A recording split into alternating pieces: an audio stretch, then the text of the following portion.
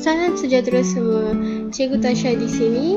Hari ini kita akan belajar mengenai perkumuhan dan penyantijaan, di mana tajuk ini berada di bawah tema Sains Hayat, tajuk 2.0 Manusia. Okey, sebelum kita mulakan pelajaran, tolong subscribe ke channel saya untuk dapatkan banyak lagi video dan informasi. Okey. Jadi fokus hari ini ialah 2.21 maksud perkumuhan dan penyatinjaan, dan 2.2.2 mengenal pasti organ dan hasil bagi perkumuhan. Okey. Jadi kita akan lihat dulu maksud perkumuhan dan penyantijaan. Jadi kita akan lihat maksud perkumuhan dan penyatinjaan dulu. Apakah itu perkumuhan? Perkumuhan ialah proses penyingkiran bahan buangan daripada badan. Manakala penyatinjaan, apakah itu penyatinjaan? Penyatinjaan ialah proses penyingkiran sisa makanan, iaitu tinja melalui dubur. Okey, apakah itu tinja? Tinja ialah sisa makanan yang tidak dihadam di dalam perut selepas makan.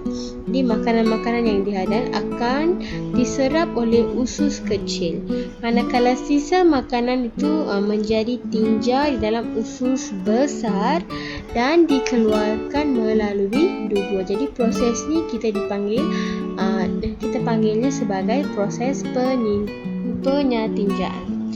Okey, sekarang kita akan lihat mengenai pasti organ dan hasil bagi perkumuhan. Okey, jadi kita akan pergi satu persatu. Okey, organ pertama ialah ginjal, juga dikenali sebagai kidney dalam bahasa Inggeris. Ginjal menyingkirkan air kencing. Jadi adik-adik kena ingat, organ ginjal hasil perkumuhannya ialah air kencing. Okey. Organ peparu pula membebaskan gas karbon dioksida dan wap air. Jadi hasil perkumuhan bagi organ peparu ialah gas karbon dioksida dan wap air. Organ kulit pula, kulit juga merupakan satu organ, jadi selalu ingatnya, ini hasil merembeskan peluh. Jadi organ kulit hasil perkumuhannya merembeskan peluh. Okey, jadi kita rumuskan 2.2.2 untuk mengenal pasti organ dan hasil bagi perkumuhan. Okey, terdapat 3 organ yang adik-adik kena ingat, iaitu kulit, peparu dan ginjal. Kulit merembeskan peluh, peparu membebaskan gas karbon dioksida dan wap air, dan ginjal menyingkirkan air kencing.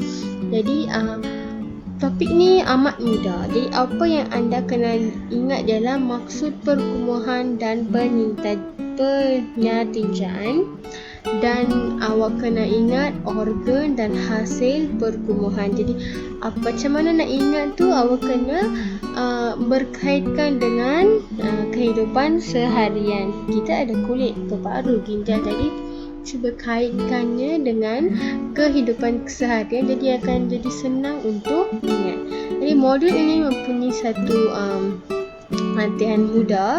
Jadi kalau nak dapatkan modul ini, tolong pergi ke blog saya, Baskin.edu.blog. Anda boleh dapatkan modul ini di situ dengan gambar-gambar semua ni. Dan untuk mendapatkan lebih lagi latihan lain-lain, tolong ke blog saya, dan jangan lupa untuk like, share dan subscribe video ini. Jadi sampai sini saja untuk hari ini. Sekian, terima kasih.